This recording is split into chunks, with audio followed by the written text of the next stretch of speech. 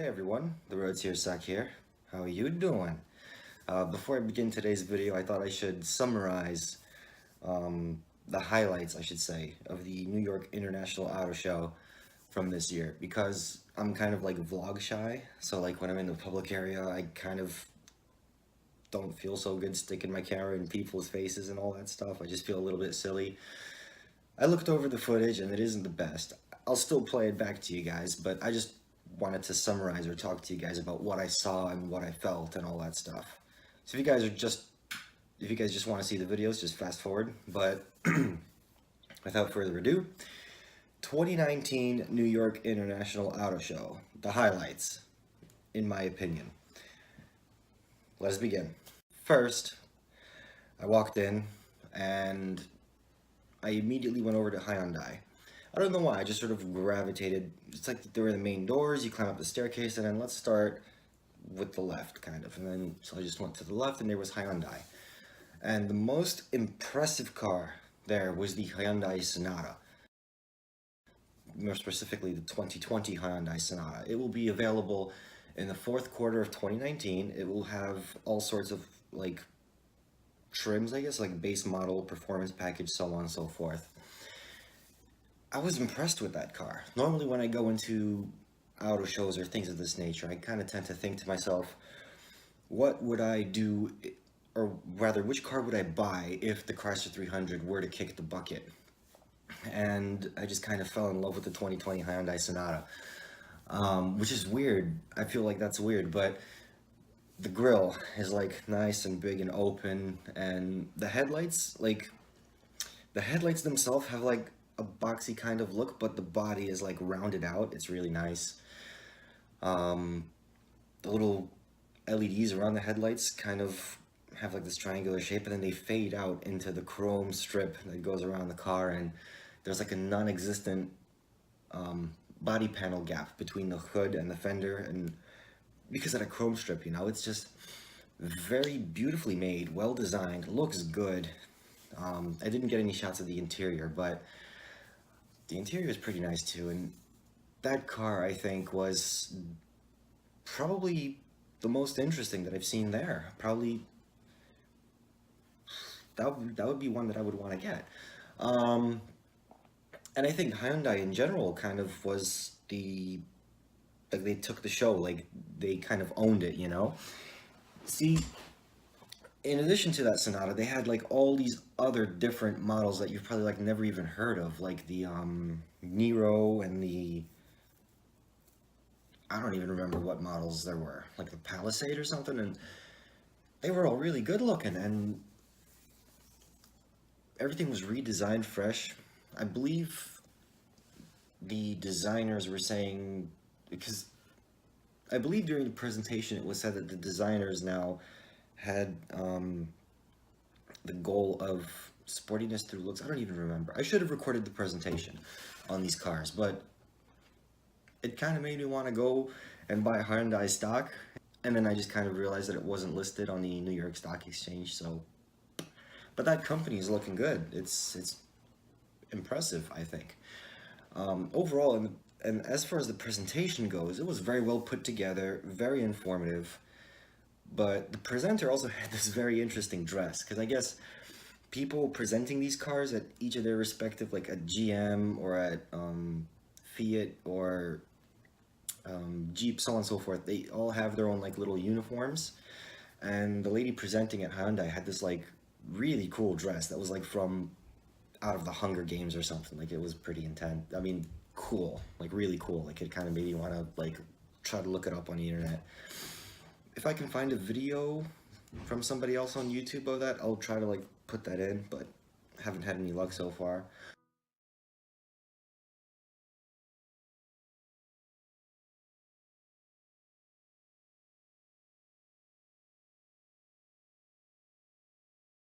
From Hyundai, we went to Dodge. Initially, I was confused because on the rotating like display in the middle, they had a Hellcat, and I was like, well, when I was there in, what was it, 2014, you guys were like unveiling the Demon. So how do you go back to a Hellcat? Like that was a little bit weird for me, but then the lady got up and started presenting, and she said this was the Dodge Challenger Hellcat redeye, which is a bit of a mouthful, but in addition to the nostrils that it has for the high beam lamps, it also has like little snorkels or hood scoops on the hood. It could do about 220 miles per hour, and it has an actual interior. So there's that. Pretty good stuff. Comparing the presentations between Dodge and Hyundai, though, you can kind of tell that Dodge did the Dodge thing and just kind of objectified a woman to help push the car. Like, normally, we don't really care about these things, but at the same time, it just felt so obvious that it was kind of painful to watch, in my opinion. So they basically, like, tall, skinny, flowy hair, blonde girl with high heels and like a slim outfit, and like accenting certain things and leaning on the car, and it was just kind of weird, I guess, because it's like you're looking at this and you're looking at the car like seriously for what the car is, and then you have like this lady trying to sell it to you as a guy that thinks with not your mind. You know what I'm saying? It's like a car. It's a serious piece of machinery, and then they present it to you like you're a boy. Like, I don't know. That was my take. It just felt funny. But Dodge was all right. It seemed to be more focused on the Challengers and the Chargers. They had the Challenger Hellcat, the Challenger Demon. Was there the Demon? I don't even remember if the Demon was there, but there was all sorts of Challengers and Chargers, like the Hellcat Charger on display and so on and so forth. GM, GM was. I had mixed feelings about GM. See, the Acadia looks beautiful. The Denali looks great. But the Malibu, for example, like I got in that car and I freaking hated it. It was like no space in the glove box. The interior was shabby at best. I don't. It didn't look too good in my opinion. Ford, I didn't see much of the Ford. I didn't see much of the Nissans. Chevy is bringing back the Blazer, which is pretty cool. Toyota is bringing back the Supra. The Supra is kind of a big deal in car culture. I don't know how this is going to go down in the future, because the reason the Supra is famous is because of its engine. What people normally do is they buy Supras and then they dump in like 20 grand or whatever to turn out like a 1,000 something horsepower car. Whereas they're basically taking. Does Toyota still make the 86? I don't even remember, but it looks like they axed the 86 and then put the Supra in its place, and that they will make it kind of like a regular car. And all the hype is like, oh my god, Toyota Supra, and it looks great and everything, but I just think it's like a glorified Toyota 86. But I could be wrong. Granted, I didn't even read about the specs and all that stuff, and the car still had the little prototype stickers on it. Knowing Toyota, the last time I was there, they were unveiling the CHR. That's the one with the door handles at the top or whatever. That was a prototype car, and I was like, and then it actually hit the market. So I do expect the Supra to hit the market pretty soon too. Um, so there's that. There's a new STI, the Subaru kind. That's on display as well, in a little bit of a box too, kind of like a toy car, which is pretty cool. Let's see what else. Did I miss anything? I don't know if I missed anything. Everything else was pretty much eye candy. So you have the Koenigseggs, the Continental, Bentley Continental, some other fancy cars, and then you have the regular cars that are also eye candy, like Audis and stuff. But so everything was eye candy.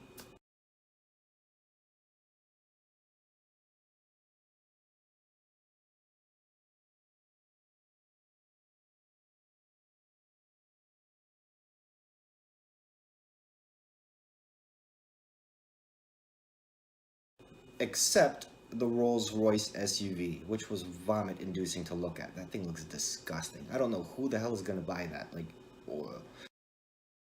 I understand that Rolls-Royce has that like Rolls-Royce shape that they need to stick with it. Rolls-Royce SUV with that shape is madness, I think. I don't know what the hell they were thinking. It's ugly as hell. FCA, Fiat Chrysler Automobiles, was a little bit sad for me because I own a Chrysler 300, so I was kind of excited to see the Chrysler section, but The Chrysler section was a tiny little corner in the back, in the basement of the whole Javits Center, with one Soul 300 and like a couple of Chrysler Pacificas, and that was the entire Chrysler section. Completely bland, unexciting. It feels like the brand is dying. Which it could be, considering now they only sold 2 cars, the 300 and the Pacifica, right? But the last time I went, they had like 5 different versions of Chrysler 300, and they had, like, you know, they were unveiling the Chrysler Pacifica. It was kind of cool, kind of exciting. This time it was just neglected. It seems all of FCA's focus went into Fiat and Jeep. Fiat, they had all sorts of 500s and whatnot. It was alright. As far as Jeeps go, well, we all know Jeeps. They had the Gladiator, which is basically like a Wrangler pickup truck, which is pretty cool in and of itself. They had the options showing the tube doors and everything like that, but in and of itself, it was regular. So there you have it. It was mostly regular for the most part. Nothing too crazy. Chrysler was a little bit disappointing. GM was mixed feelings. Kia, again, was very interesting, because I once upon a time I rented a Kia Rio, and it was an awful, terrible car, and I told myself I would never buy a Kia, never drive one. I hate it. But it seems every time I go to these car shows and see Kias, and they just look great. They're beautiful, you know? I mean, they still have like little cheap plastic interiors, but I don't know. Kia's interesting. They also had something called like the Telluride or something, which is like a little bit of an SUV type of thing, which kind of reminds me of the Ford Edge, but could be interesting as well. Kia was interesting. Audi was Audi, you know, Porsche was Porsche. Mercedes was Mercedes. So I'd say those are the highlights, basically. The Hyundai Sonata, the Toyota Supra, the Chevy Blazer, Subaru STI, and the little ups and downs mentioned. So I hope that just kind of paints a good picture for you guys in your head. And without further ado, time to dump the footage that I got with my phone, shot from the hip, trying to not look weird because I'm vlog shy, I guess. So I hope you enjoy the video. See you around. See that glass-ass cube over there? That's the Javits Convention Center, and we are going to the... Yes, that's Henry. We are going to the New York International Auto Show. This cube is also famous for the Hillary Clinton losing the election type of place thing there, and it's going to be a fun time. No idea about what's going on, because the last time we've been there, they were revealing the Dodge Challenger Demon, but I just have no idea at all what's going on, so it's going to be a bit of a surprise, for me anyway. I believe the entrance is down this way.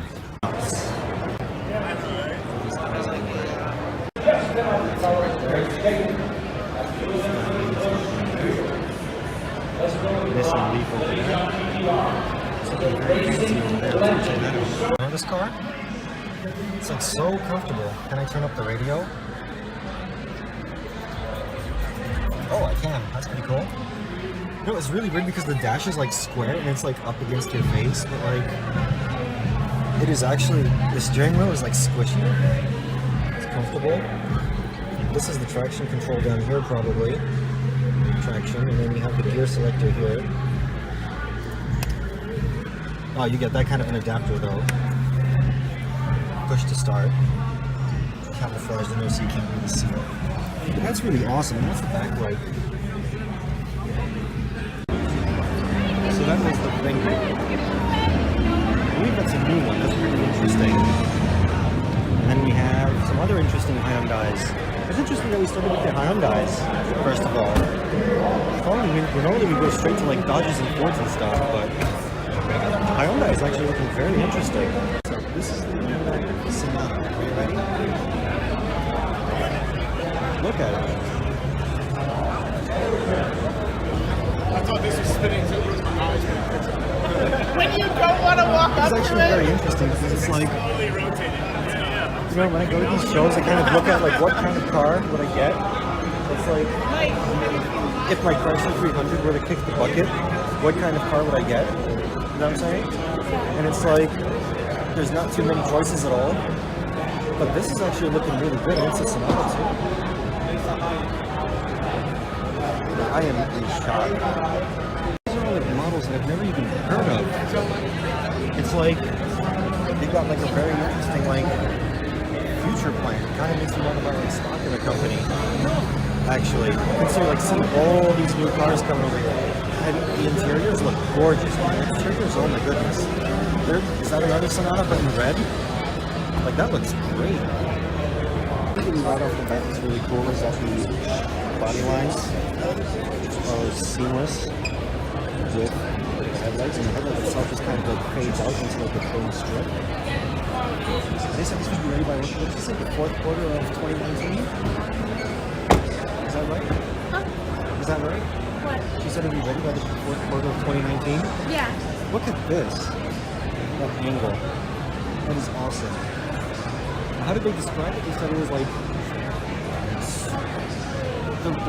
the designers had like a new motto or something. It was like warriors Sensuality or something? through sensuality or something like that. And it really shows. And I am very impressed. Now after the Hyundais, we go to the Dodge section, which is really weird because Dodge section would always be like the first thing for me. But let's go. So far we're looking at Chargers and Challengers, and they've got like a Hellcat on display over there, and they had a Charger Hellcat as well, but I don't see the Demon in the 1320. 1172, okay, cool, that's nice, but... Good afternoon, New York. My name is Madison. I am so excited to be the presenter here for Dodge today. So in 2018, Dodge rocks the high-performance car world by introducing its most powerful 2-liter V8 engine that lies under this hood. The engine boasts an incredible 797 horsepower and 707 pound-feet of torque. The Hellcat Redeye's engine comes with 25 major component upgrades, including the largest supercharger of any production vehicle and the exclusive SRT power chiller, which uses air conditioning refrigerant to lower those intake air temperatures for improved performance. So drivers customize settings like horsepower, transmission shifts, traction, steering wheel. So every driver is getting a driving experience unique to them. The 2019 Hellcat and Hellcat Redeye are part of the most powerful and exciting Challenger lineup that Dodge has ever unleashed on the streets. From the 305 horsepower Challenger SXT to the all-wheel drive Challenger GT to the performance-packed Challenger SRT Hellcat, Dodge offers America's most versatile and performance-oriented muscle car lineup ever. Thank you guys so much for stopping by the Dodge display today to check out our amazing line of performance vehicles. Again, my name is Madison. If you have any questions at all, I'd be happy to answer them at this time. We also have our great product specialist right here on the show floor that'll get you all the details and information you need to purchase your next speed demon. So New York, let 2019 be the year that you buy yourself the gift that you all deserve. Have a great day, everyone, and get ready to rock your ride.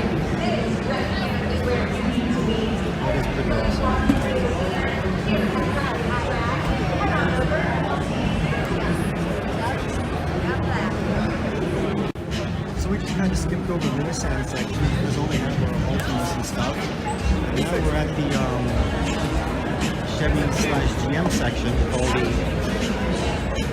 Traverses and Blazers and all that stuff. And it's kind of interesting.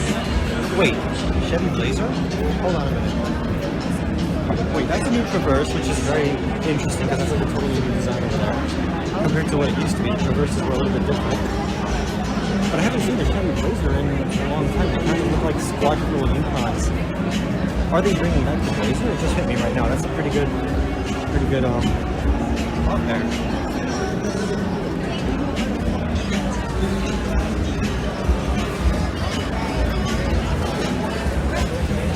Yeah, no, that is totally the Chevy Blazer. That just registered in my mind. That's also pretty damn cool, actually.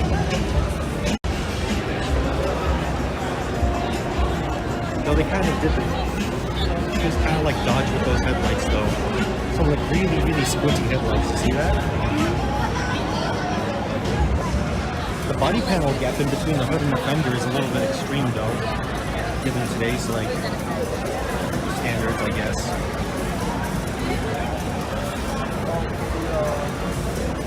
And I can also tell they're uneven, slightly. It's kind of weird, but that would be the Chevy Blazer RS.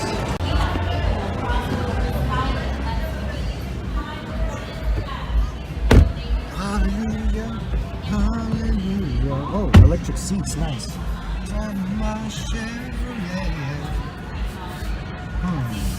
want to hold this?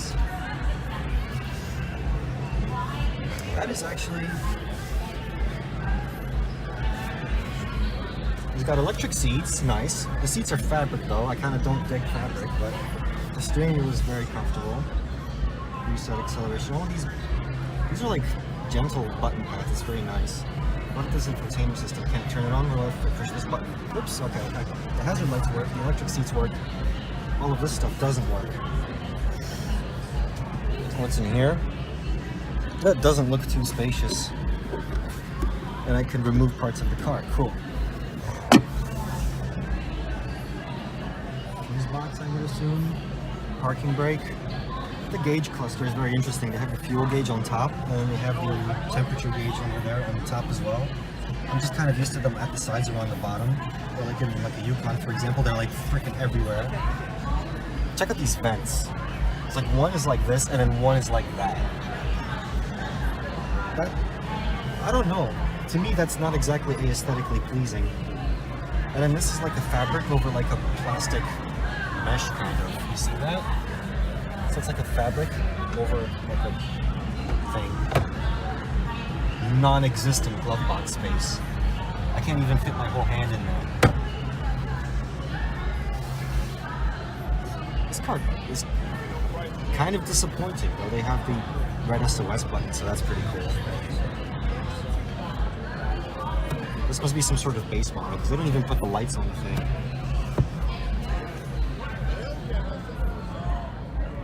You know, I see GM has lots and lots and lots of models, but in comparison to Dodge, Dodge is making like psychopathically powerful cars. Hyundai is basically making all sorts of like different ones. This is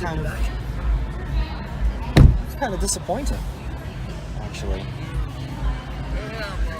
No, I'm not good with Chevy cars, but I thought RS was supposed to be some sort of performance model, but it feels like the most basic base model.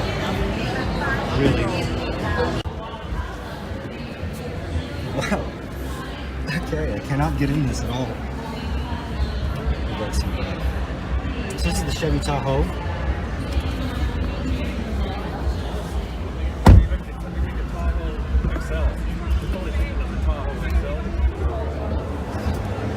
Very serious improving.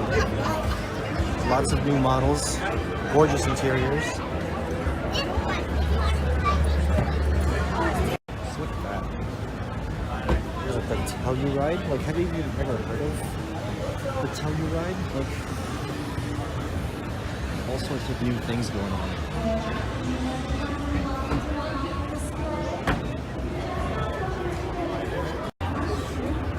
Completely new thing, to me at least.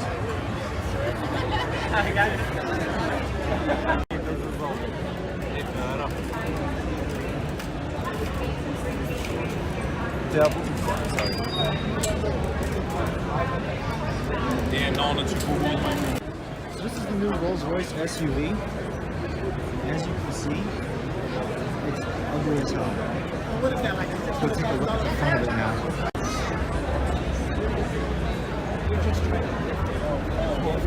Pops right down. The whole thing jumps right. What do you think? Do you think it looks nice? Do you think it looks nice? I think for Rolls-Royce it's really ugly. I mean, the shape is like, the color is really pretty. Yeah, no, the color is definitely very gorgeous. The shape is disgusting. But right, but the shape of it is very awkward. So nasty. It's like, oh my god. That's beautiful. Oh, Ferrari? So we're looking at this Ferrari.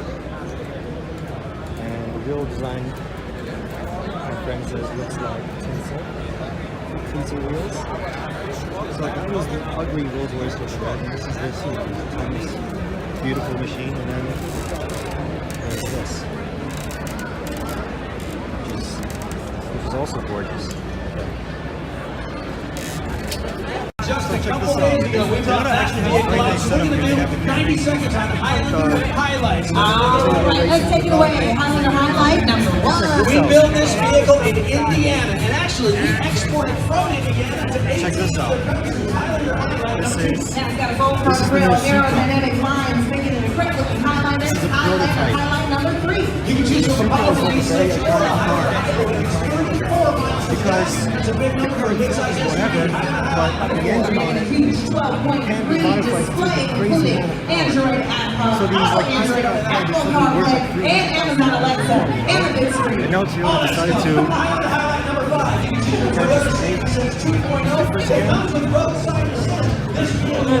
so it's kind of a big deal. Big deal in the car culture at least. But for people look around, the Toyota section is very empty. It's very empty. There's zero interest if you're doing something really big here. So, weirdly enough, there's even more space at Honda than there was at Toyota. Normally, I think it's the other way around. Which I think is just very, very, like, weird. Because I don't know how car preferences go, but I always thought Hondas were better than Toyotas. But then again, I don't really see anything new here. Kia. You should be driving a Kia, Turner. Kia. Wow, somebody locked the steering wheel on this thing. So, here's the thing with Kias. Kias are a little bit weird for me because, do you want some water? Somebody left their water in here. Kias are weird for me because I always just kind of felt like, I rented a Kia once. Look, and they had plenty of space in the glove box here. And look how gorgeous this dash is. But anyways, Kias are weird for me because I once rented a Kia Rio, and it was honestly the worst car I've ever driven in my life. And I would have sworn that I would never, ever buy another Kia or rent another Kia or anything with Kia ever again. And as of the last time that I've been in this car show, they've like completely changed everything. I mean, yeah, the interior is still, this is all just cheap plastics, but at least it's comfortable. At least it's gorgeous, and I imagine it would drive quite well too. I mean, the steering wheel is cluttered, very cluttered with buttons, but it's great. It's comfortable. Kia Rio. So that's a surprise. This is a Kia Stinger. As I was just saying, the hilarious part is that you see Kias in real life and how they're like falling apart like shit buckets. And then you see them here, and it's just like they're gorgeous. Like you'd never think you'd want to buy one, and then here you are thinking you'd want to buy one. So let's go visit Alpha right now because I've been lied to. Last time I've been here, they've had all sorts of cars. And then I've only ever seen two kinds. And it's like they showcase these cars, but they just don't sell them. It looks like I mean I've seen the what is it called, the Giulia or the Gila or whatever. And then they put this in front of us.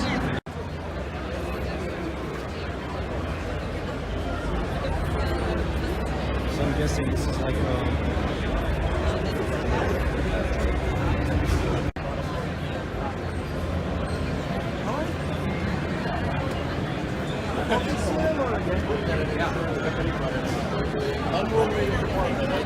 it's like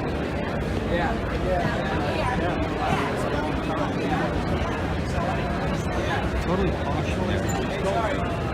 It's interesting. Lower level with some proper SUVs and work trucks and work vans, among other things. At this point, we're starting to get tired, so we're just kind of skimming through it all. Is that the 350ZX or something? Hold on, I just gotta see this thing from the other side. If this is the 350ZX.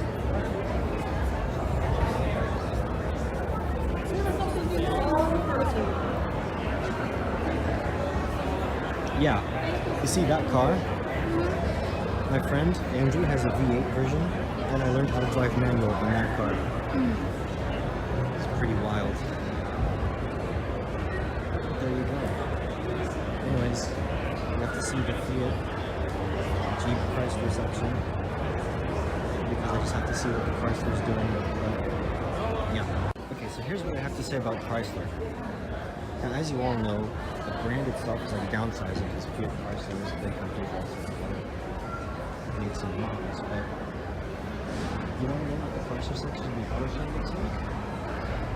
You have a Pacifica and the 300, and you only have one 300. There's like one 300 and 1, 2, 3, 4, 5 Pacificas, 6 Pacificas, and that's the entire Chrysler section, which is actually kind of sad.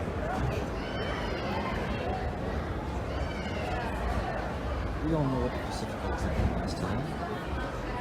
I mean, there's a 300.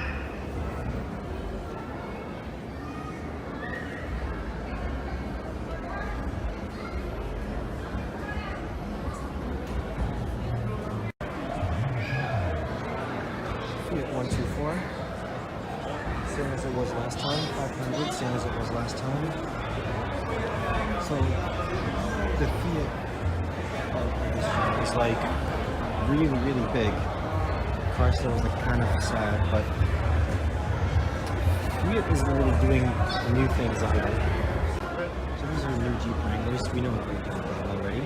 But I also have the new Jeep Gladiator over there behind all those people, so we're gonna check that out.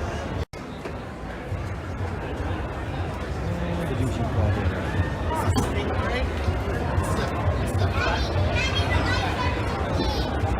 If you look at an idea, it's basically a Jeep pickup truck. So there you go. And of course the Nissans just kind of look ugly, honestly. Nothing impressive in Nissan. Overall, we just kind of skipped through them. This is the Mercedes Metris. I never saw the appeal, but that is in fact a lot of cargo space for something about the size of a minivan. That's actually impressive. And then over here, yeah.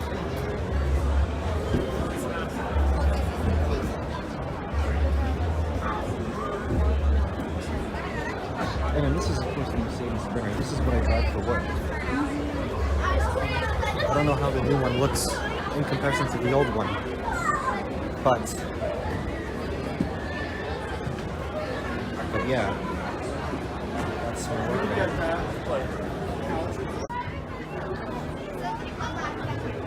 This is also a special part, but I don't really care much to talk enough about it, so let's just continue on.